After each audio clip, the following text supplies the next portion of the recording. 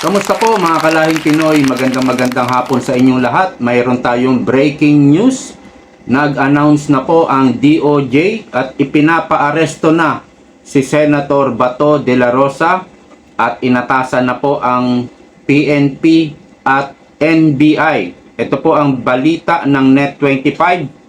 Pinapaaresto na ng Department of Justice si Senator Bato de la Rosa kaugnay ng International Criminal Court arrest warrant ayon kay DOJ Secretary Bida.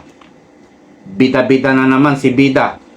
Nakipag-usap na sila sa NBI para sa gagawing operational procedure ng pagsisilbi ng warrant kay Senator Bato de la Rosa. At ito pa yung isang balita. Wala na pala. Ito lang po yung bungad, no? Yung title, news update, pinapaaresto na ng DOJ si Senator Ronald Bato de la Rosa. So, confirm, inutusan na po ni Bangag at gusto ng tuluyan si Senator Bato. This is all about politics. Hindi po dahil nagkaroon ng kasalanan, nagkaroon ng illegal na gawain si Senator Bato de la Rosa, kundi ito po ang dahilan na to ay sa Senate change leadership. Una po, last year pa yata, sinabi ni Boying Rimulya, mayroon ng warrant of arrest. Meron na nga siguro, totoo. Last year pa, parang November, meron ng warrant of arrest pero ayaw buksan. Nakasealed daw to, nakasilyado. Ayaw buksan. So, ang ginagawa, tinatakot pa lang si Senator Bato de la Rosa just in case na magkaroon ng kudita. So, pinalayo na si Bato. Talaga namang nagtago na si Bato. Pero lumitaw siya nung nakaraan sa Senado para sa changing ng leadership sa Senado. At dahil nagtagumpay ang kudita laban kay Tuta Soto, eto na, garapala na ang panggigipit kay Bato de la Rosa. Magkaiba po ngayon. Wala na pong Interpol. Dati may Interpol pa eh. At ang dahilan ni Bongbong Marcos noong inaresto, kinidnap si PRRD, kasi mayroong Interpol, nakikipag, anong tawag nito? Nakikipagtulungan lang tayo sa Interpol. Puro Interpol. Yan lang po yung dahilan nila. Dahil sa Interpol. Ngayon, kahit wala ng Interpol aarestuhin na si Bato Hindi na po ginagalang yung mga karapatan ni Senator Bato. Marami po siyang mga karapatan na dapat ipagkaloob sa kanya. Unang-una, kailangan dapat dumaan muna ito sa local, sa Philippine Court. Pero wala na po, hindi na po ginagalang yan. So yan ang pagkakaiba. At this time, talagang taguan na to. Magtatago na talaga si Bato. Sigurado naman tayong may mga tutulong dyan. Pero si Bida, nagbida-bida, nananakot na kung sino man daw ang tutulong kay Bato, may mga consequences silang haharapin. So pananakot yan sa mga tutulong. Marami pong mga retired military, retired mga Marines, may mga ranggo pa, baka general, na pwedeng tumulong dyan.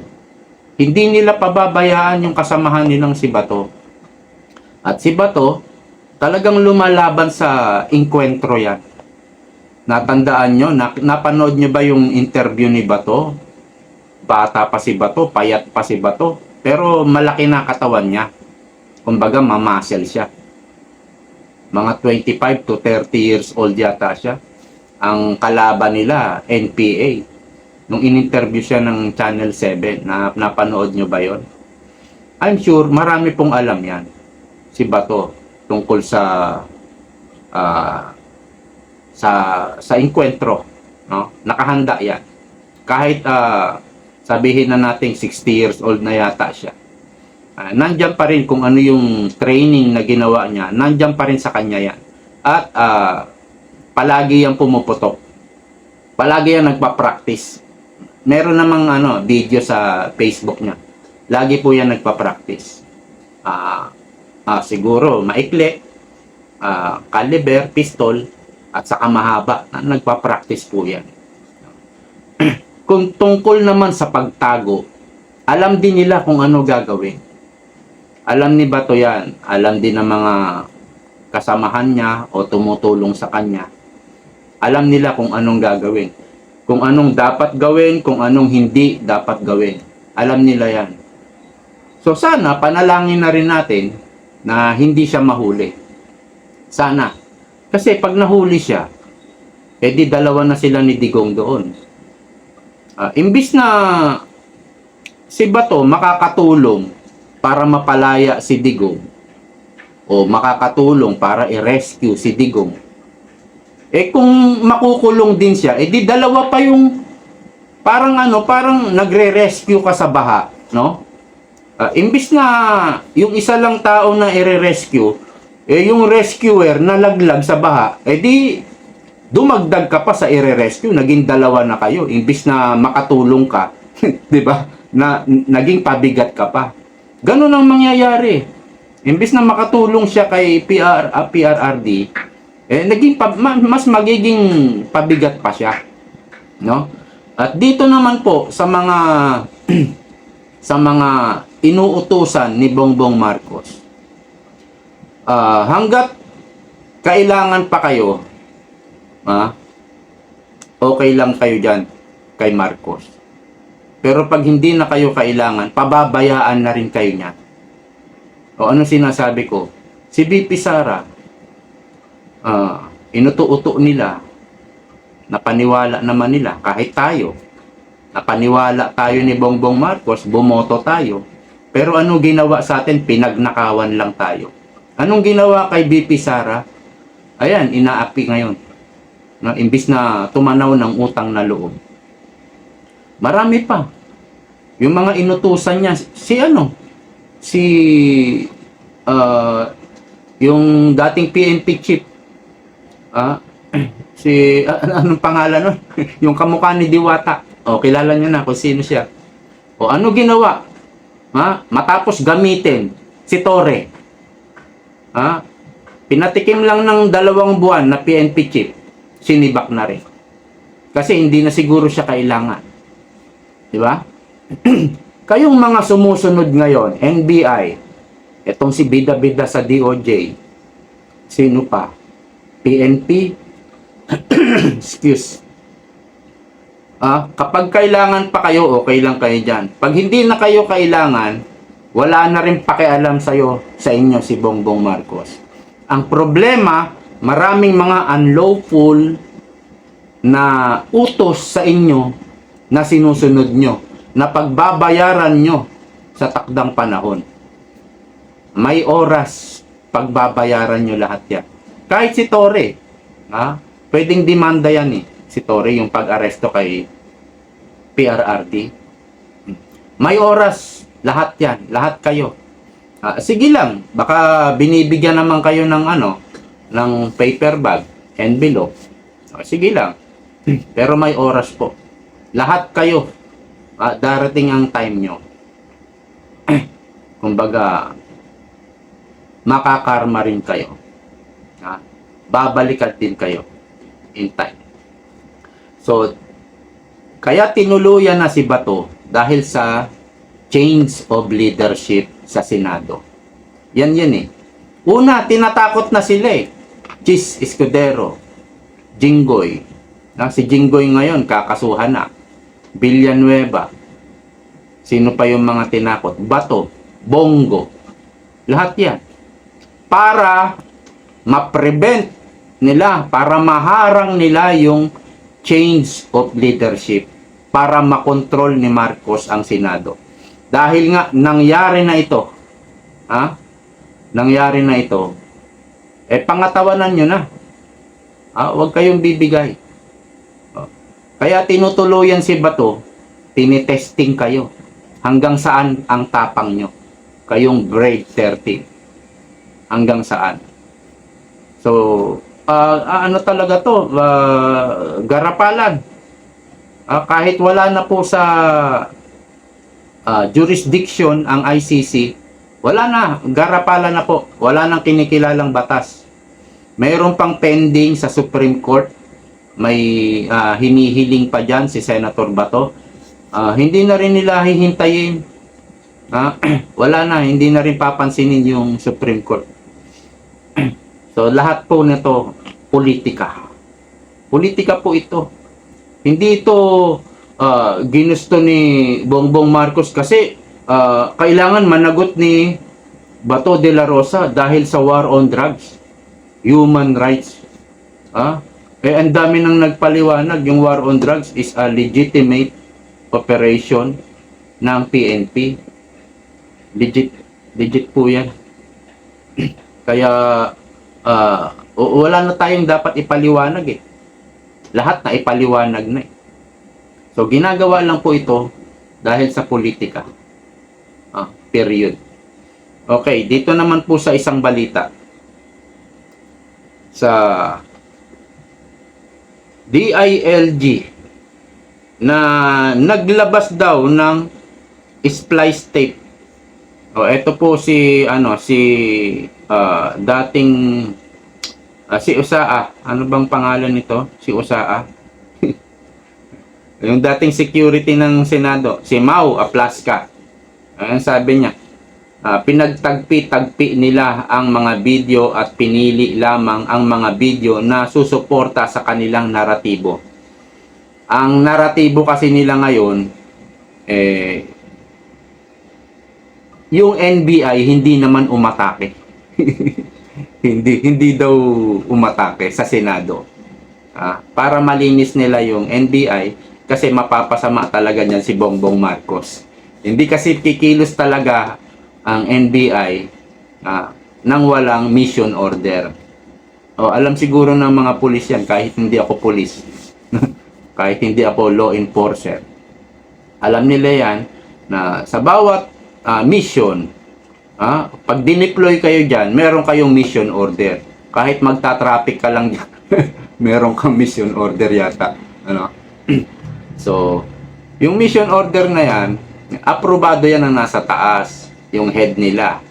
Kung sino man ang head nila, si Matibag. So, hindi naman kikilo si Matibag na mag-isa lang. Kailangan niya makipag-cooperate, coordinate kay Presidente. So, kung approve kay Matibag, may basbas na yan kay Presidente. Kaya itong ginawa nila na pag-atake sa Senado, kahit unang nag-warning shot si Aplaska, sumagot din sila. May basbas yan. At nagpulasan na nga yung mga minority, yung 9 o 11. 9 lang pala sila. Nagpulasan na. Alam na nila na may mangyayaring hindi maganda. So, yung yung DILG na si John Vic Rimulya, nagpalabas ng splice tape. Splice ang CCTV o sa acting chief Mau Aplaska, iginiit na inedit umano ang mga video sa Senado. Mariing kinwestiyon ni Senate Sergeant at Arms Mau Aplaska ang inilabas na CCTV footage kaugnay ng kaguluhan. Excuse po. Nanuyo yung lalamunan ko. At napaulat na putukan sa Senado noong Mayo 13. Matapos niyang igiit na splice o pinagtagpi-tagpi umano ang mga video upang suportahan ang isang partikular na naratibo. So, ayon kay Aplaska, mayroon silang kopya niyan, yung buong video. Akala siguro ng mga pulis, PNP, DILG, akala nila yung CCTV na isinurrender sa kanila, wala silang kopya, walang kopya ang Senado. Meron po sila. Baka yung copy lang ang binigay sa kanila, yung original na nasa Senado. Kaya pwedeng mapatunayan yan ni Aplaska. Sasabihin niya ba yan kung hindi splice tape yan o splice video? Sigurado yan, splice video, at meron silang backup na ebidensya niyan. Ngayon, dito naman po kay Trillanes, sinampahan ng asawa ni BP Sara na si Attorney Manscarpio ng perjury case laban kay Trillanes. O Trillanes, sa ngayon, malakas ka pa ngayon dahil aso ka ni Marcos Jr. At ang mga judges, siyempre tao lang din yan eh. Pag pinaringgan yan, natatakot din yan eh. Kung minsan ganyan, hindi rin makakilos yung mga judge mismo eh. Kasi babawian, bibueltahan sila ng mga judge. Yun yung nangyari kay Chief Justice Corona. Alam nyo ba kung bakit nagalit si Noynoy Aquino? Yung matagal na nilang kaso sa Hacienda Luisita. Binabaan ngayon ng hatol sa ilalim ng Chief Justice Corona. Binabaan ng hatol ng Supreme Court na kumbaga yung pinaglalaban nilang Hacienda Luisita ng mga Aquino, talo sila. Natalo. Pinagtawanan si Noynoy Aquino noon. Sabi nung mga dilawa, nung kamag-anak, mga kaibigan nila Noynoy, ilang presidente na hindi naman natatalo ang Hacienda Luisita. Nung ikaw ang nagpresidente, property pa yan ng Aquino, property daw ng tatay mo, ni Ninoy Aquino. Nung ikaw pa nagpresidente, saka pa kayo natalo sa kaso. Kaya doon ginantihan ni Noynoy Aquino si CJ Corona, kaya na-impeach, no? History po yan at hindi malilimutan. Kaya ganyan din po yung ibang judge, takot din, takot mabueltahan, lalo na kung ang judge dati nang tumatanggap ng suhol. Lalo na kung mayroon silang mga minsan silang pumasok sa illegal gambling, tatanggap sila ng pera sa illegal gambling, illegal drugs, tatanggap sila sa pera ng illegal drugs para maabsuelto yung isang may kaso. Kapag ikaw judge, meron kang ginawang ganon, matatakot ka talaga. Kasi pag naungkat yan, naungkat ng presidente, nga yung bubueltahan ka na nga, naungkat yan, yari ka talaga. Kaya maingat din ang judge na lumaban sa presidente. So this time, malakas pa loob nito ni Trillanes. May oras din ito. Pero mas maganda ito na sinasampahan talaga ng kaso para at least mapag-usapan din sa media, no? Na may ginawa kang perjury case, Trillanes. Yan lang kagandahan dyan. Yung ma-expose po yung mga pinaggagawa ni Trillanes. Okay, hanggang dito na lamang po. See you next time. Bye-bye.